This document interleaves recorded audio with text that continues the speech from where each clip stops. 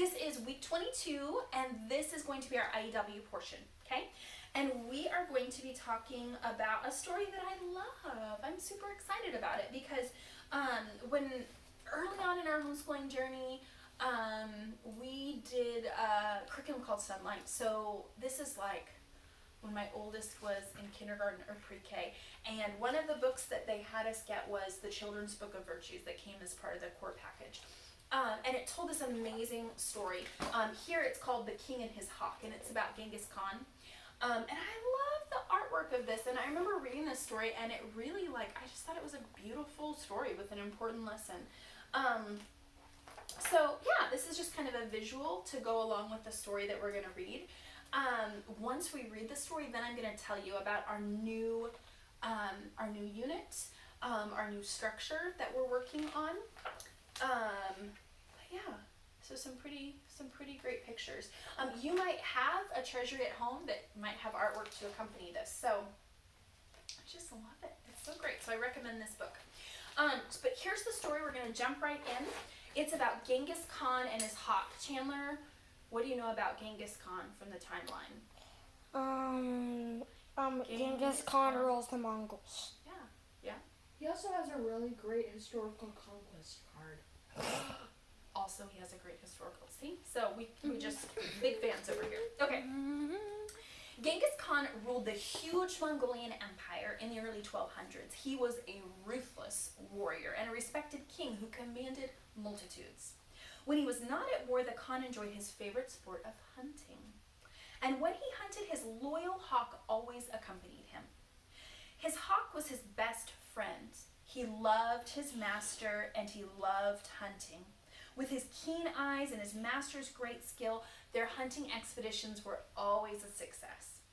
One day while on a hunt, the Khan wandered farther than he'd intended. In an intense chase, a deer had led him out of the shade of the forest trees, and he found himself in a barren field with the sun beating down on his head. He was hot and thirsty. He had to find water soon. So he stopped pursuing the deer, which had disappeared anyway, and headed back to the forest to look for a stream. As he approached the forest, he heard the soft, constant trickling of water. He followed the sound, and it led him to a high cluster of massive rocks, over which a small flow of crystal clear water fell. So, is this good news? Mm-hmm. Yeah, this is great news. It was a welcome sight. The Khan quickly took his cup from his pack and placed it under the stream. When the cup was filled, he brought it to his lips, anticipating how cool and refreshing it would be. However, before he could take a drink, his hawk swooped down and knocked the cup from his hand. The Khan was stunned and angered by this apparently cruel action and shouted, "You crazy bird! You've spilled my water all over the ground." Because remember, he's super thirsty at this point, so parched. The Khan picked up his cup and again filled it with the water, but again, when he lifted up the cup to his lips, the hawk flew down and once again knocked the cup from his hand. "Insolent bird," he yelled as he waved his arm at his hawk. "You'll not deprive me of a drink a third time." With that, the Khan readied his sword. This is strange. Earlier it said it was his best friend. When the bird dove for the cup a third time, the Khan struck him with his sword. The bird plummeted to the ground, dead. Now, by the time the Khan retrieved his cup, the flow of water had diminished so much that the cup was only filling one drop at a time. Impatiently, the Khan decided to climb higher to find the source of the flow. As he neared the top ledge, he spotted a large pool. As he looked closer, he was aghast at what he saw. In the pool was a dead viper, cut at the throat so that all of its deadly venom had spilled into the water. "What have I done?" he lamented. For at that moment he realized that his hawk had only been trying to save his life. "I have killed my best friend. What a rash fool I was not to have trusted him and to have let my temper consume me so." With that, he climbed down the rocks, picked up the stricken bird, and headed home. He'd lost a friend, but he learned a valuable lesson he would never forget. So what are your thoughts about that, Ray? What are your thoughts?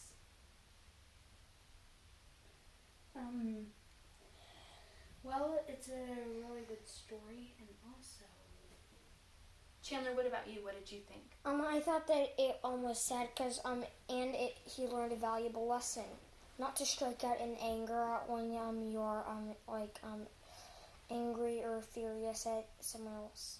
Yeah. Can you guys relate to the con in this? Have you ever had a situation where you've acted in anger and done something that you wish you could undo but could not? Yes. Yeah. Yeah. So it's definitely a story that strikes a chord with me. I know you're trying to signal to me. Chandler needs to use the bathroom. You can go use the restroom. So Ray, your reaction to this story is favorable? Like you think it's a good story? Mm-hmm. Okay. So next week we'll work on the introduction and conclusion part, but this week we are going to be tackling the body paragraphs of what's called a critique. So this is our new structure. So I'm on lesson 28, Genghis Khan and his Hawk, part 1, 233. We started by reading the story, but now as we're thinking about that story, I'm going to work through the framework, okay? So our goals for today are to be introduced to the Unit 9 critique model, to write the body paragraphs of a short story critique, and to correctly use some critique vocabulary. Now, our critique vocabulary is going to occur, it says here in our workbook that it'll be in Appendix 3. I have taken apart my book, so I don't actually have the appendix here, but I can tell you that it's somewhere else for sure, and that's in your student resource packet. It's going to be on page 68. So this critique thesaurus is when it says our goal is to correctly use some critique vocabulary, you can pull it straight from here. This is a great resource. So it's going to give you some words to think about that you might be able to use here. So for example, it says, okay, story. Is this a tale, a saga, a narrative, an epic, a legend, a mystery, a tragedy, a comedy, a romance, a novel, a yarn, an anecdote, a myth, and on and on. And it gives you a bunch of different vocabulary to consider for all the various aspects of the story, okay? So when you are critiquing a story, it's different than just Unit 3's story sequence chart. That's when you're just retelling the story, right? This is not a retelling. This is a critique, an evaluation. You're either saying this is great or this is not great, and here's why. Have you ever gone to see a movie and walked out of the theater disappointed? Mm-hmm. You have? Yeah. And if you tried to tell someone about that movie, would you tell them, let's say the movie was 90 minutes long, would you talk to them for 90 minutes telling them line by line, scene by scene what happened? No, but the movie I was disappointed by was 2 hours and 30 minutes. 2 hours and 30 minutes is a long time. That'd be a long time to sit and listen to it. You wouldn't just retell every single thing that happened. What you would do is you would retell it just enough so your reader can follow your discussion of your opinion. It's also not helpful if you said, hey, I saw this movie, and that guy, I didn't like the things that he did, because they can't really follow your discussion. So, Chandler, hey buddy, can you stop that? I have an hand Stop itching your hand right now. So what you would do is you would tell them, hey, this specific character did this specific thing, and this is how I felt about it. So what was the movie you were disappointed in? Star Wars Episode 8. Star Wars Episode 8. Okay. And so what disappointed you about Star Wars Episode 8? Well, Luke did a really bad thing. He died. Luke died. Okay. So you wouldn't just tell someone, yeah, I hated that movie because someone died. Well, You would say, it's just I was disappointed. you were disappointed. I was disappointed in that movie because a character that I had come to really love as part of the storyline of Star Wars, Luke Skywalker, he is the one who started off. Is that right? Is he No. in the first one? No. Oh gosh. Anyway, this guy Luke Skywalker, who is why is he important to the story? Because he is in the second. he was the main character of the second trilogy and a side character in the third trilogy. Okay. So you would talk about that. Who is he? Like, what's his story? Just stop giving me that look, dude. What is the story? I don't know a lot about it. This might take a while. This might take a while. Yes, Chandler. The story is about the start is about Anakin, Luke's father, and it ends up he ends up turning into a Jedi and has to take down his father, Darth Vader, or Anakin Skywalker. And in the end, Rey is now the main character, facing off Kylo Ren, as Luke Skywalker is his uncle. And Rey is from okay, this is a spoiler alert. No spoilers. Okay. Okay, and so, Palpatine survives. Okay, so instead, they've just given me a bunch of background information about Luke Skywalker. So I would say Luke Skywalker, Anakin's son, is a critical character because his father is the villain who, what is that, Darth Vader? Yeah? Yes. Darth Vader. Darth Vader. And Watch Star Wars. his death was tragic because He is the best Jedi that ever lived. he was the best Jedi that ever lived. Great. Okay. If I said I there, you're not supposed to do that. You're not supposed to say I. So just ignore that if I said that. But in real life, when you're having conversations, you say I. So you give someone information. It was devastating that Luke Skywalker died because he was the best Jedi ever. So you're giving them a reason and giving them enough about the story so that they can follow it. So that's what we're going to practice. That was a long detour, y'all. And if you don't care about Star Wars, then think about it in relative to some other movie that you love. Yes, Or- Mandalorian. Or a movie you don't love. Why don't you like that movie? Why was it disappointing? Okay? So you can do this with a movie. You can do this with a book. You can do it with a play. You can do it with, gosh, you could do it probably with a commercial. What about a video? A song. Maybe a video game. Sure. Yes, Um, Mega Man, Mario. So this is the critique model here. Okay, it begins with an introduction where you're giving some background information, maybe the type of story we talked about in the thesaurus, this incredible narrative, this legendary saga, this anecdote, this myth. Okay, you're gonna tell us the title, you're gonna tell us the author. Okay, in our story about Genghis Khan, the one we don't have information because it's a story that is hundreds and hundreds and hundreds of years old, and so we don't know who to attribute it to originally, who first wrote down this legend or this story about Genghis Khan. But we do have a lot of historical information about Genghis Khan himself, since he's a historical character, so we could include that in the introduction. But that'll be for next week. Here's what we're focusing on this week, the characters and setting. So we're going to do our first body paragraph, which will actually be paragraph 2 when the whole essay is completed, about the people or animals in the story, and in this case, that is who? Who are the people and animals in this story, guys? The Genghis Khan, his hawk, and the deer. Okay. And then place, time, mood. What place does this occur in? In the forest. In the forest. forest. Of Mongolia. Mongolian Empire. And do you remember the time period? Says it was the 1200s, right? Yeah. Oh, also, plane is in the place right there. Okay, so we can actually start writing some of this down. We can write it right here on our story chart. Okay, so remember next week's the introduction. So I'm going to slide this over here in front of Grandma's orange suitcases. Okay, so let's talk about the characters and setting. And I'm going to have this thesaurus near us because I want to talk about Genghis Khan. So Genghis Khan, okay. He is, let's think, is he a hero? Is he a villain? Is he a victim? What do you think? He's probably he's probably not a victim. The villain. Villain hero. The likable villain. No. Likeable? Okay. We'll say Yes. likeable Yeah, likable villain. villain.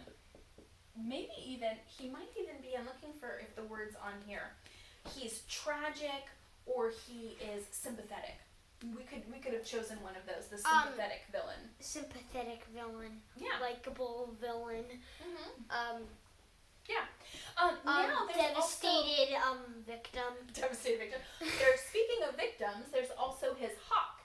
That's a character, right? Yep, Hawk. Hawk. Devastated victim. Victim. What? It's How could you devastating. describe him? Is he Bleeding victim. No, loving. Dead victim.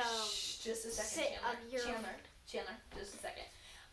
Is he tragic? Is he scheming? Is he inquisitive?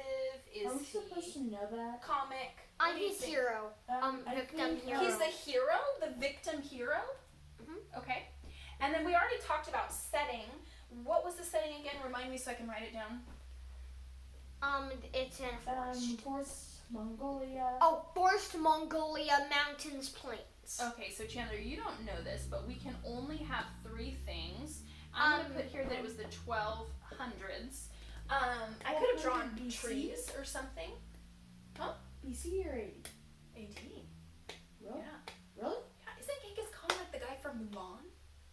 Don't, if that's wrong. No, just he's a ignore Hun. that. Hun. We'll research. Let us know Mom, if Genghis I Khan don't is the know- guy from Mulan with the hawk. He is actually the guy from Mulan with the hawk. But I don't know if what happened in Mulan was really true. Well, I mean it's based on a real person, but I mean, don't think if the Huns. Genghis Khan So- was really. You could do this about Mulan, the movie, and let me know what you think about it. And actually, We the really hawk in Mulan is much less loving. Much less loving. This is a more sympathetic one. Okay, Side thing. just a second. Just Just a second. Okay.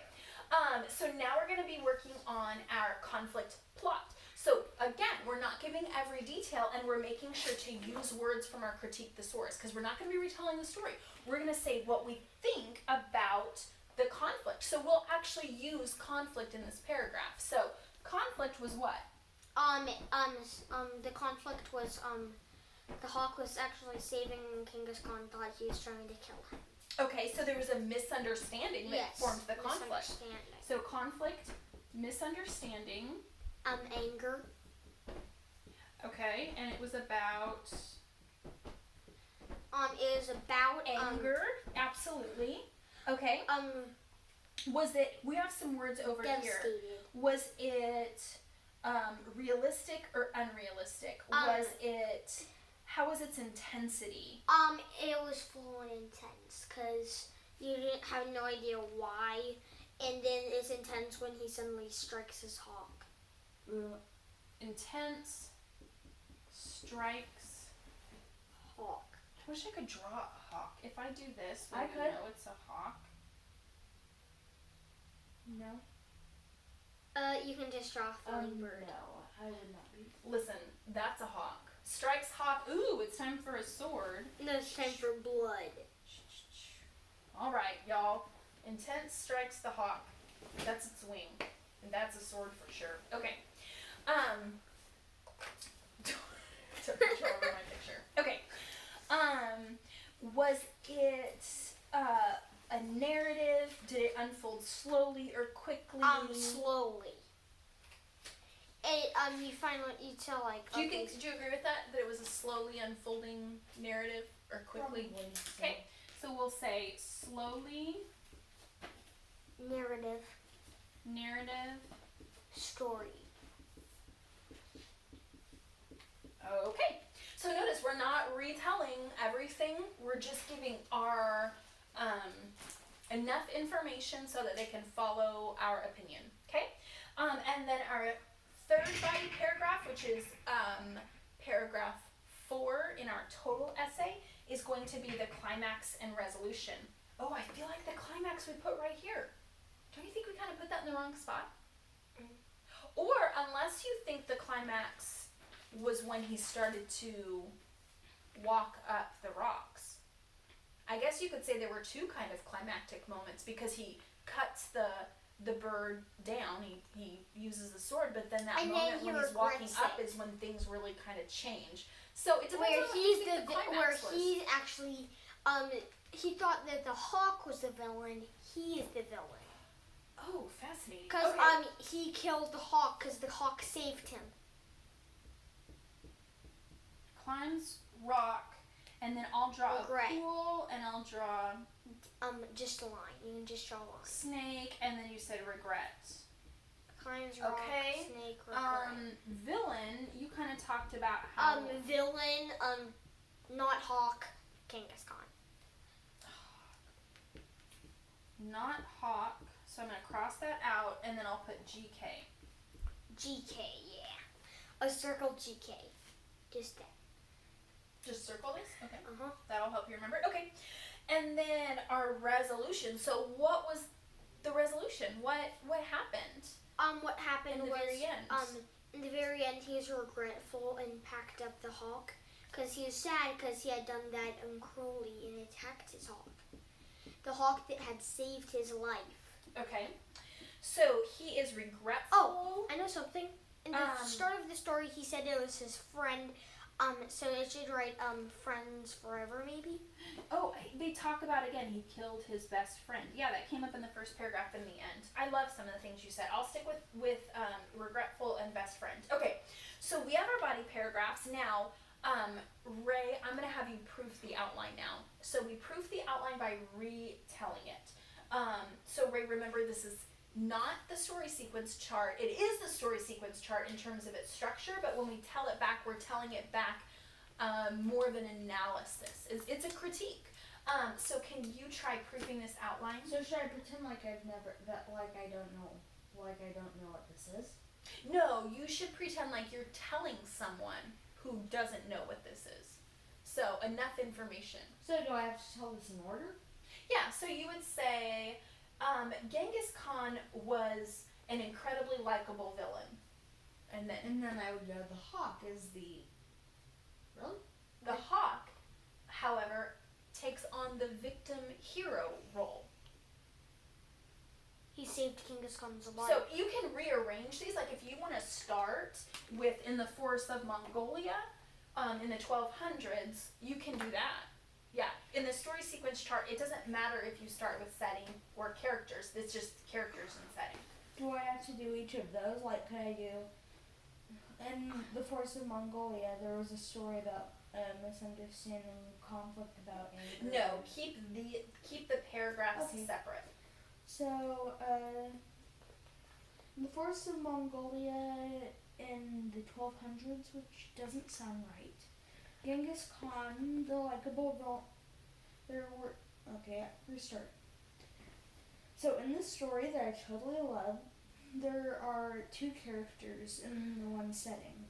Genghis Khan, the likable villain, and the hawk, the victim hero. And in this story took place in the forest of Mongolia in the 1200s, which doesn't sound right. Okay. The conflict is about misunderstanding and anger, and it's very intense whenever Genghis Khan strikes his cloud birdie with a sword. So, You could say the plot moves. the plot moves slowly. And the Narrative conflict is- story. No, and the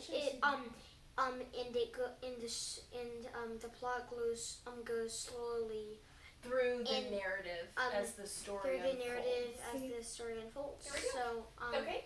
I thought as the conflict narrative or something like that. Okay. So